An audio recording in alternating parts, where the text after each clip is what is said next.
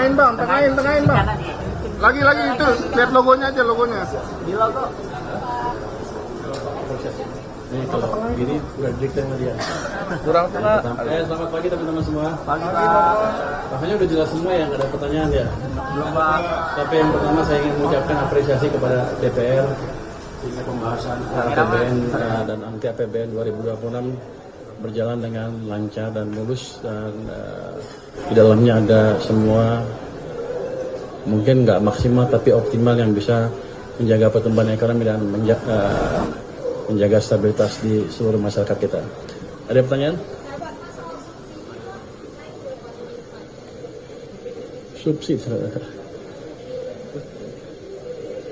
Subsidi saya lupa angkanya, tapi berapa?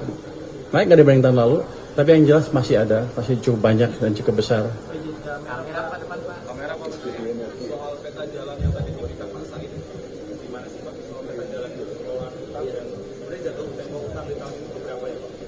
Oh, kalau kita lihat kan ada yang dari Demokrat kalau nggak salah bilang kan harus di manage secara countercyclical. Artinya antara dia bilang harus di manage secara bijak dan countercyclical, dalam pengertian gini, kalau ekonominya kekencengan ya nggak usah kebanyakan utangnya, tapi kalau ekonomi butuh stimulus ya kita kasih stimulus dari ekonomi, dan mungkin dalam hal itu akan harus menambah utang. Jadi itu utamanya. Jadi batas-batas utang itu harusnya nggak rigid, tapi tergantung pada kondisi ekonomi. Tapi kalau saya lihat ke depan, harusnya kita nggak akan terpaksa menambahkan utang lebih, karena saya akan mendorong pertumbuhan ekonomi lebih cepat, sehingga dengan kondisi yang dengan APBN yang sama, saya akan mendapatkan pertumbuhan ekonomi yang lebih cepat dan pendapatan pajak yang lebih tinggi. Jadi harusnya saya tidak akan ngutang terlalu besar. Mungkin saya perkirakan ada kemungkinan utang yang saya saya terbitkan tidak akan sebesar yang ada di APBN. Nanti kita lihat semester pertama tahun depan gimana realisasi pertumbuhan ekonominya. Saya pikir dengan memanage uang yang betul, yang baik, di mana uang pemerintah tidak mengganggu ekonomi, itu aja udah tambahan sedikit yang signifikan ke pertumbuhan ekonomi, dan otomatis ke pendapatan pajak kita. Kalau saya nggak salah hitung, setiap tumbuh 1%, tambahan tumbuh 1% ekonomi, saya dapat tambahan income sekitar 220 triliun atau lebih. Jadi itu yang kita kejar. Kalau tambah 0,5%, income saya tambah 110 triliun. Jadi itu yang kita kejar nanti. Maaf ya, belum Pak. Iya, Pak, izinkan terkait defisit, sebelumnya Presiden menargetkan untuk 0% 2 tahun ke depan, tapi kita lihat APBN yang tahun depan ini angkanya justru naik dari 2,48 jadi 2,68. Nah, ini gimana caranya supaya bridgingnya nanti bisa 0% Pak? Karena market juga butuh kepastian kan soal itu. Anda tadi dengar Demokrat usulnya apa dari Pak Said? Bijaksana dan kontrol siklikal. Itu tadi, kalau lagi butuh kita dorong, tapi kalau nggak butuh kita kurangi. Kalau seperti sekarang, keadaan seperti sekarang, saya potong semua. Let's say belanja daerah nggak saya tambah, yang lainnya saya potong. Ketika ekonomi lagi melambat, akibatnya apa? Anda udah lihat kan beberapa minggu yang lalu ada yang mau besar-besaran. Anda mau itu? Jadi si pemerintah harus memikirkan itu juga, SNP dan lain-lain.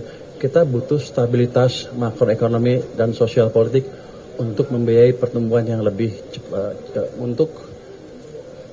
untuk memberi ruang bagi ekonomi untuk tumbuh lebih cepat. Kita lebih sedikit sekarang nggak apa-apa, toh masih di bawah 3%, kita jaga di bawah 3% kan. Jadi masih amat prudent. Kalau Anda lihat ya, Anda pernah belajar ekonomi nggak? 3% dan 60% itu berasal dari Maastricht Treaty, ikutan dari Eropa ya. Katanya itu adalah pegangan yang paling strict di dunia.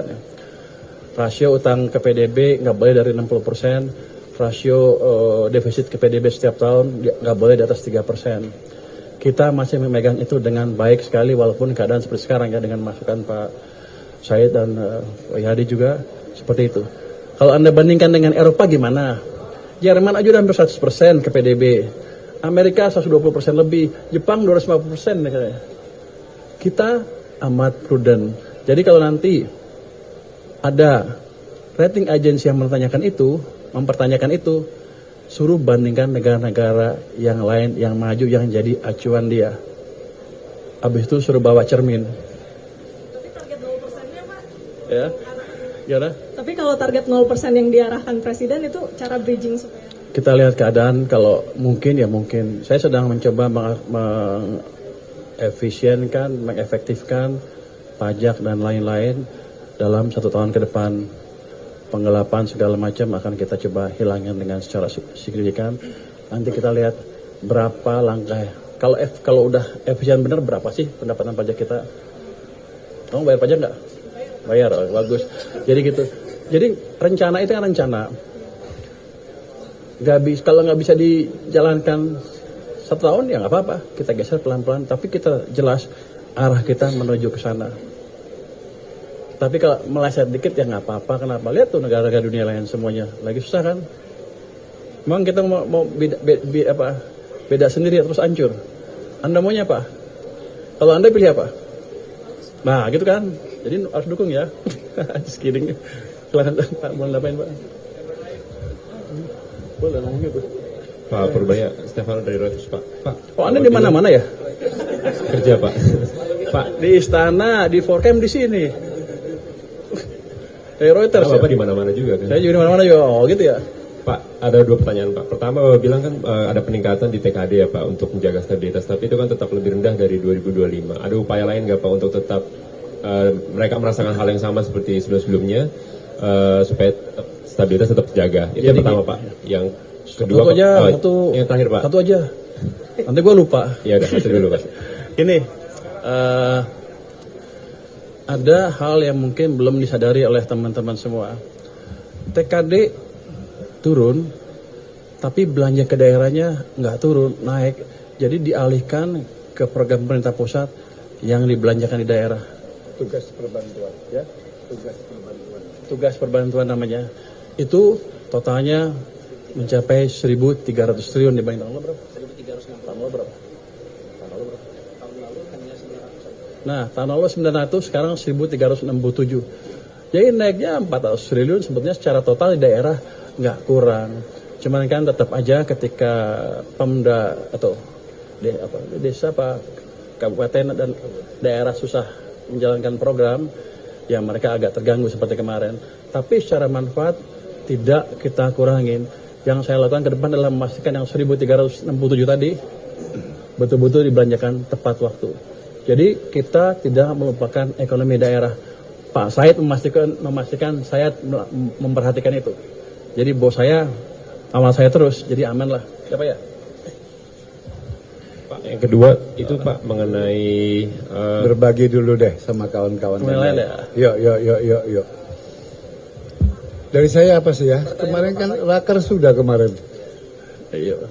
Kawan-kawan semua terima kasih.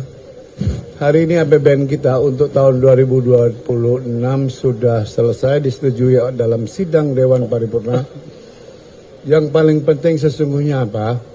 Ketika pemerintah dengan Badan Anggaran DPR bersepakat pertumbuhan di 5,4%, bagi kami itu adalah fondasi penting untuk terus mengawal visi, mimpi, dan termasuk yang disampaikan oleh Menteri Keuangan kita ke depannya bisa 6, 7, sampai 8%. Namun, Badan Anggaran selalu mengingatkan bahwa pertumbuhan itu 5,4%, pertumbuhan yang inklusif, berkeadilan. Agar apa? Kita sadari bersama incremental capital output rasio kita masih tinggi. Kita kalah dengan Vietnam.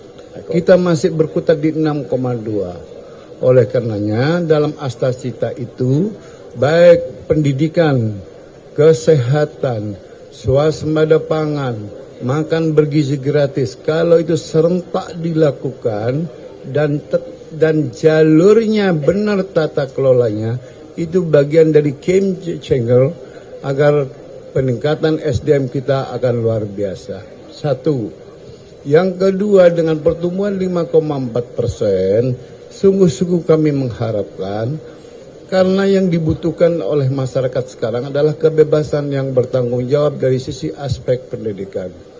Jika kebebasan yang bertanggung jawab dimiliki oleh masyarakat, kemudian pemerintah berkepentingan, berkewajiban untuk meningkatkan pendapatan masyarakat kita dengan tumbuh 5,4%, maka 3 hal.